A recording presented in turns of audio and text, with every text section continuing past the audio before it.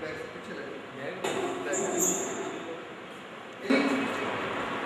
Journey known as success. So would you like to copy me?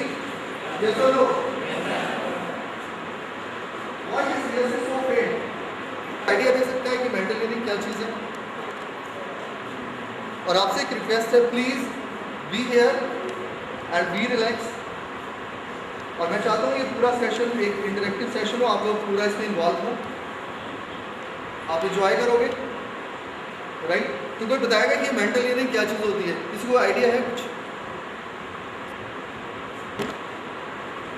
Any idea about mental engineering? Respected faculty and all dear students, any idea about mental healing?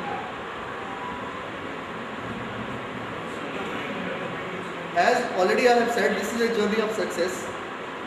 So चलिए हम उसके आगे बढ़ते हैं। मैं एक चीज़ आपको दावे से कह सकता हूँ, मैं बोस्ट नहीं कर रहा हूँ, कुछ एक ही नहीं मार रहा हूँ, this is my on personal experience. अगर आप लोग यहाँ अगले कुछ देर इस सेशन के एंड होने तक केवल और केवल यहाँ पे रहें, कहीं भी और ध्यान ना जाने दें, तो मैं आपको दावा कर सकता हूँ कि जब आप एंटर हुए थे इस दरवाजे से, आप वो नहीं रहोगे जब आप इस दरवाजे से एग्जिट करोगे। So please be here, I am not boasting, I am very very sure. ये जब सेशन एंड होगा आपको पता चल जाएगा, आप उस थॉट प्रोसेस के साथ नहीं जाओगे जिस थॉट प्रोसेस के साथ आप यहाँ पे आए थे। चलिए हम स्टार्ट करते हैं। सो जैसे मैंने कहा कि मेरी रिक्वेस्ट है कि आप प्लीज इंटरेक्ट। हाँ, आपके मन में कोई क्वेश्चन हो, क्वेरी हो, आपके उसके लिए आपको टाइम दिया जाएगा। लास्ट के जो 15 मिनट्स है वो आपके लिए है। आपके मन में कोई भी क्वेश्चन, डाउट, क्वेरी हो, आप उसको पूछ सकते हैं। You are welcome. चलिए हम स्टार्ट करते हैं। मेंटल रीडिंग क्या चीज़ है? आपने ये सोचा होगा ये नई ब्रांच कहाँ से आ गई। अभी तो हमने वो इसी कंप्यूटर, मैकेनिकल, सिविल, इलेक्ट्रिकल और ना जाने कितनी बहुत सारी वही सुन रखी है। मेंटल रीडिंग क्या चीज़ है? सो दोस्तों, मैं आपसे पूछना चाहूँगा कि पिछली सेंचुरी की, क्योंकि ये सेंचुरी स्टार्ट हुई है, पिछली सेंचुरी की सबसे बड़ी डिस्कवरी या इन्वेंशन आप क्या सोचते हो वो कौन सी है? मैं आपको टेस्ट नहीं कर रहा हूँ, मैं जस्ट आपसे पूछना चाहता हूँ ताकि मैं रिलेट कर पाऊँ आप लोगों को उस चीज़ के साथ जो हम यहाँ बताना चाहते हैं। एनी आइडिया तो बता सकते हैं? आपको क्या लगता है आपके अकॉर्डिंग वो सबसे बड़ी डिस्कवरी, वो इन्वेंशन क्या रही होगी? Anyone from girls? Please interact, बताइए। कुछ तो आपको पता होगा। You are student of final year of engineering, BCA और कौन सी है? CSC। Very very good. कुछ तो बताइए। Computer, yes. कोई और? Mobile, nuclear science, nuclear physics, thermodynamics, ऐसी बहुत सारी चीजें आपके जहन में आ रही होंगी। यस और नो? लेकिन दोस्तों, मैं आपको बताना चाहता हूँ, मुझे नहीं पता ये चीज़ आपको पता है या नहीं है। William James, mister William James, जिनको कि फादर ऑफ साइकोलॉजी कहा जाता है अमेरिका के अंदर, पूरे वर्ल्ड के अंदर उनका नाम है। उन्होंने ये कहा था कि पिछली पूरी सेंचुरी की अगर सबसे बड़ी कोई डिस्कवरी है, अगर सबसे कोई बड़ी इन्वेंशन है, तो वो ये है कि हम आज ये जान चुके हैं कि हम किस तरह से सक्सेसफुल हो सकते हैं। इससे पहले हम ये हमारे माइंड में ये था कि बहुत सारी रेसिपी है सक्सेसफुल होने के लिए। आपको हार्ड वर्क करना है, आपका एटीट्यूड चेंज होना है, आपका ये होना है, आपको वो करना है, आपको ऐसी बहुत सारी चीज़ें थी, बट कोई एक बिल्कुल सेट ऑफ स्ट्रेटेजीज नहीं था, एक बहुत क्लियर कट व्यू नहीं था कि किस तरह से हम एग्जैक्टली एक स्पेसिफाइड टाइम के अंदर अपना जो टारगेट है उसको हम अचीव कर लें। तो आपको नहीं लगता ये बहुत बड़ी डिस्कवरी या इन्वेंशन है कि हम लाइफ में जो चाहें, जो हमारा टारगेट हो, उसको एक विद इन स्पेसिफाइड टाइम के अंदर फॉर श्योर हम उसको गेन कर लें? आपको लगता है ये छोटा टूल है या बहुत बड़ी डिस्कवरी है? प्लीज कुछ तो बताइए। अगर आपको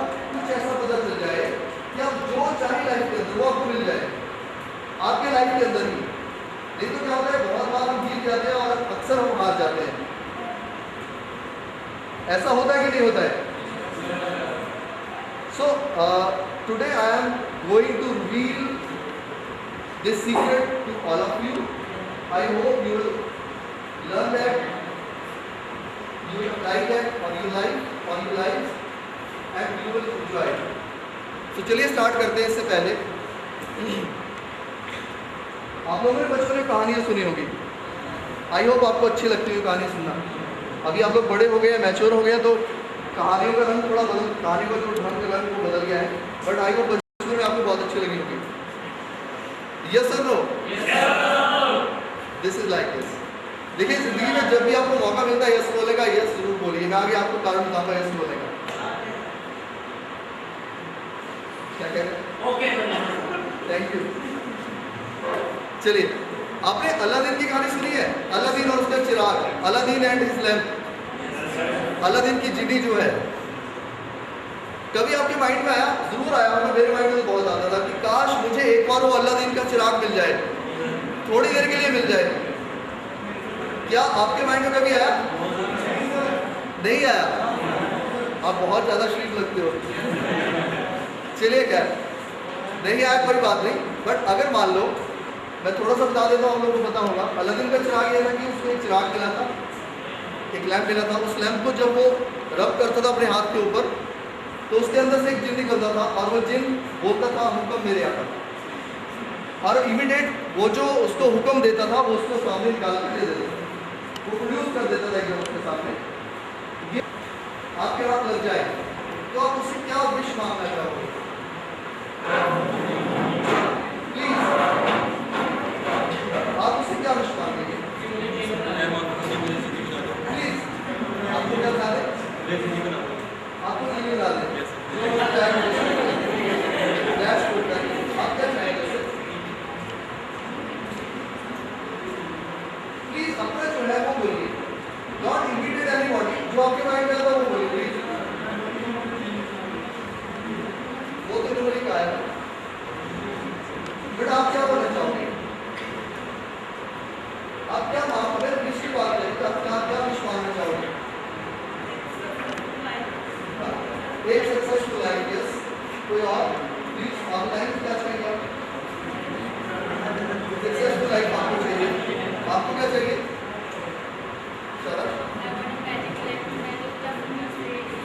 आपके पास एक ऐसा मैजिक लैंप हो जिसको आप अपना यूज कर सकते हैं। कोई और बताएगा क्या क्या लाइफ में चाहते हैं आदमी? अदरवाइज क्या क्या विशेष होती है आदमी? ये तो सभी को पता है आदमी क्या क्या चाहता है लाइफ में। वो पैसा चाहता है, नाम और शोहरत चाहता है, एक सेहत चाहता है, अच्छे रिलेशन चाहता है। ये वो चीज़ें हैं जो हम सब लाइफ के अंदर चाहते हैं। तो ये सारी की सारी हमारी विशेष हैं जो हम चाहते हैं। तो दोस्तों, अलादीन का चिराग और वो जिन, वो सारी वो विशेष जो भी आपने कही है या मैंने कही है, तो क्या वो फैंटेसी हो सकती है? वो फैंटेसी नहीं हो सकती। हमारी विशेष, हमारे ड्रीम्स हैं, हमारे सपने हैं, and they must come true. तो सच होना चाहिए। तो मैं बात करूँगा उन सपनों को सच करने की। चलिए, इससे पहले कि वो कैसे सपने सच हो सकते हैं, मुझे आपका थोड़ा सा हेल्प चाहिए। Do you like to play? Do you like games? Mobile computer बहुत सारे गेम्स खेलते हैं। एक छोटी सी गेम खेलते हैं, आपको समझ आ जाएगा वो सीक्रेट कहाँ पे छुपा हुआ है। फिर हम आज उसको कैरी ऑन करते हैं। आप प्लीज़ अपने पेन और पेंसिल खोल लें, अपनी कॉपी खोल लें। आप हमें स्क्वायर या रेक्टेंगल के अंदर करना है। प्लीज़ ट्राई करें इसको स्क्वायर के साथ, हालांकि स्केल के साथ बेटर होता है, बट आप ट्राई करिए। आपको क्या करना है?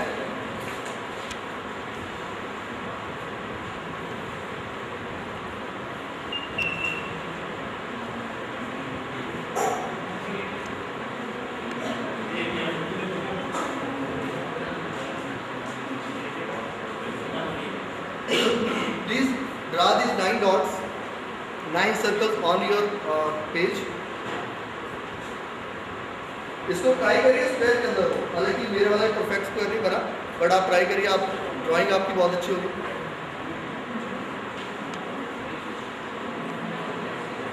नाउ द गेम इज कि आपको इन 9 डॉट्स को You have to connect all these 9 dots with 4 straight lines without picking your pen up. आपको इन 9 डॉट्स को 4 स्ट्रेट लाइन के साथ कनेक्ट करना है अपने पेन को बिना उठाए हुए. Please don't copy anybody. आप खुद का ट्राई करिए और जिसको ये आता है वो प्लीज सुन रहे हैं. कुछ देर पहले आपको ये लगता था कि इम्पॉसिबल है, लेकिन अभी कुछ मोमेंट्स के अंदर ये पॉसिबल हो गया. यस और नो?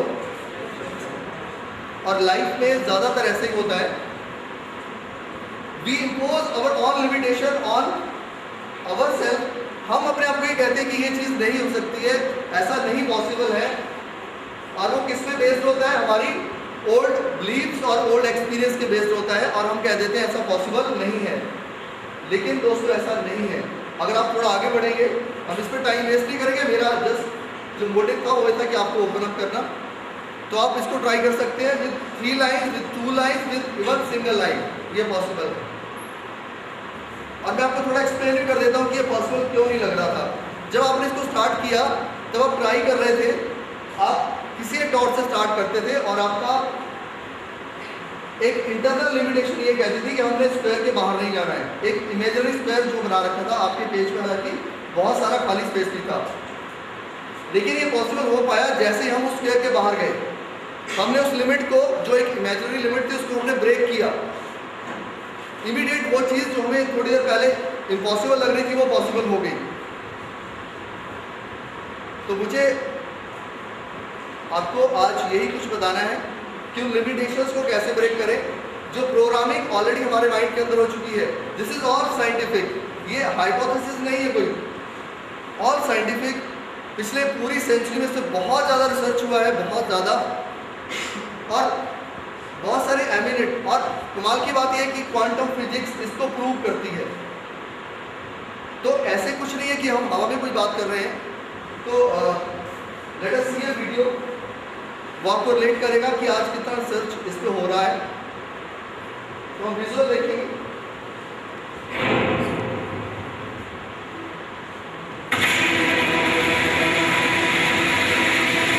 मुझे यकीन नहीं हुआ कि वो सभी लोग जो इसे जानते थे वो इतिहास के सबसे महान लोग थे.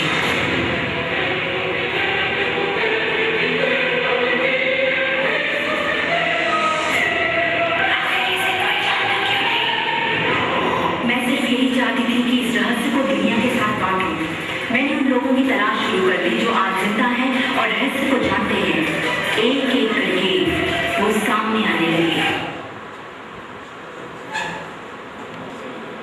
और इस एज में तो बहुत सारे गलत सपने आते हैं. सभी को आते कि नहीं आते हैं?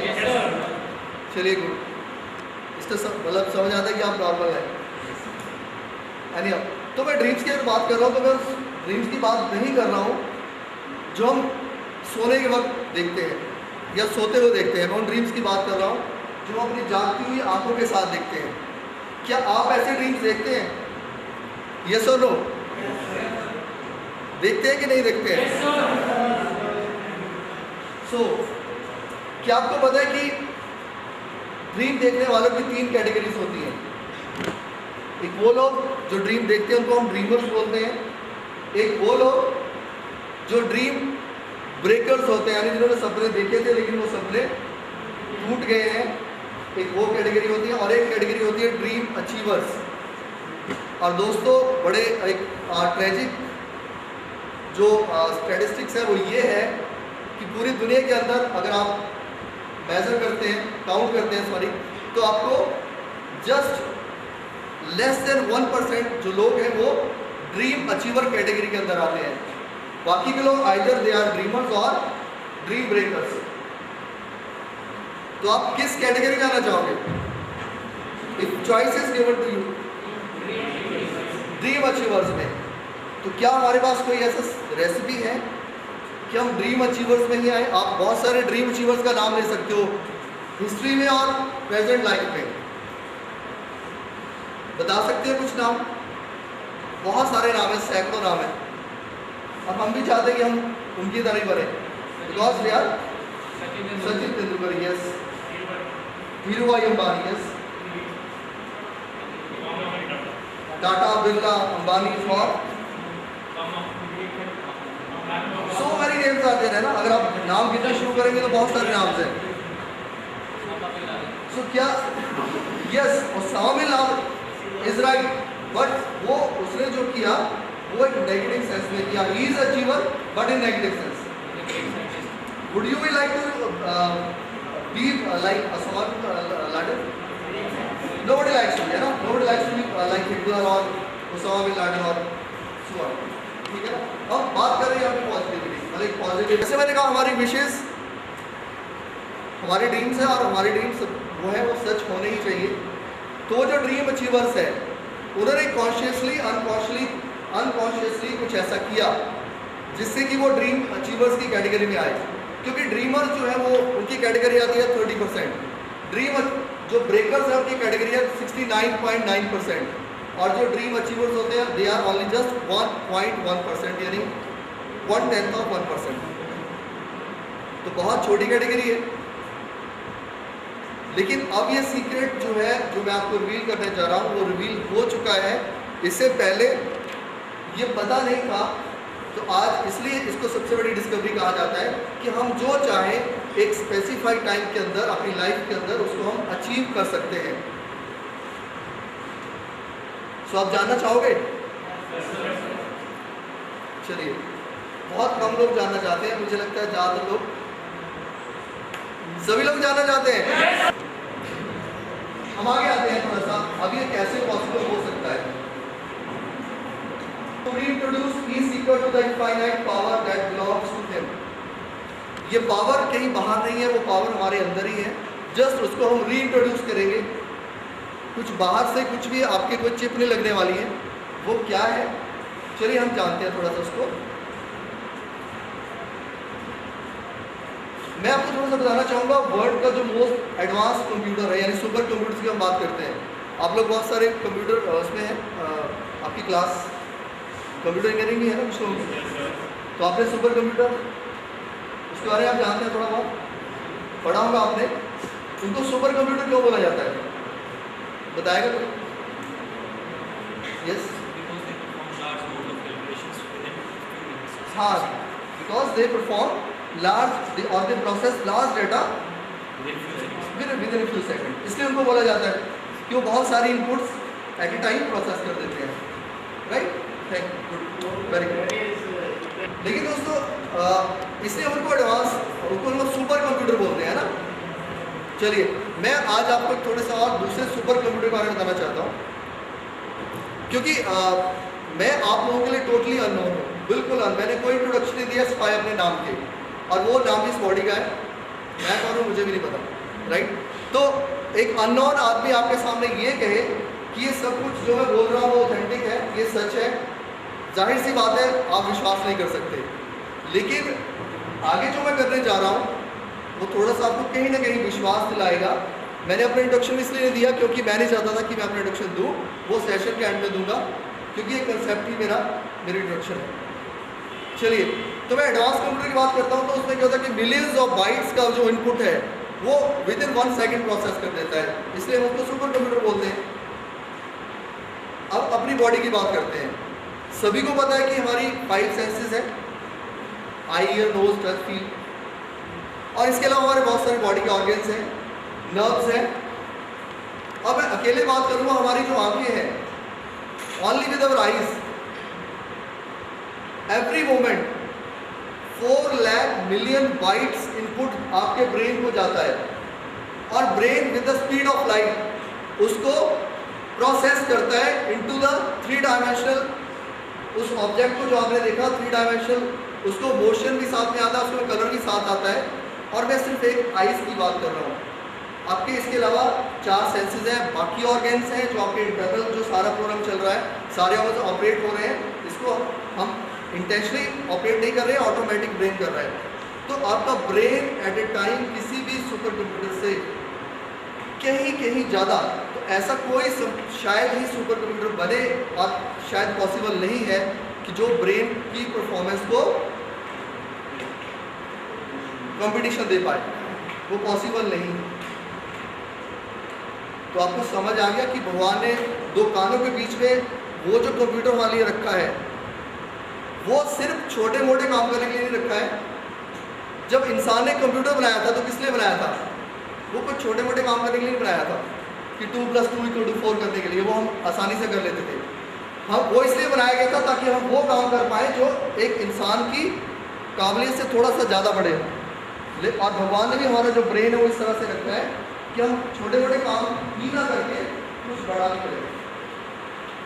और दूसरा फैक्ट जो बहुत इंपॉर्टेंट है वो ये है, जो आपने शायद सुन भी रखा हो, कि हमारे माइंड पावर का, एवरेज ह्यूमन बीइंग अपने माइंड पावर का सिर्फ 4% यूज़ करता है। 96% ब्रेन को वो यूज़ भी नहीं करता। बहुत कम लोग हुए जो 4% के आगे गए। बस एग्जाम्पल आपको दूंगा। और अगर हम बॉडी की बात करते हैं, सबसे छोटा पार्ट कौन सा आएगा?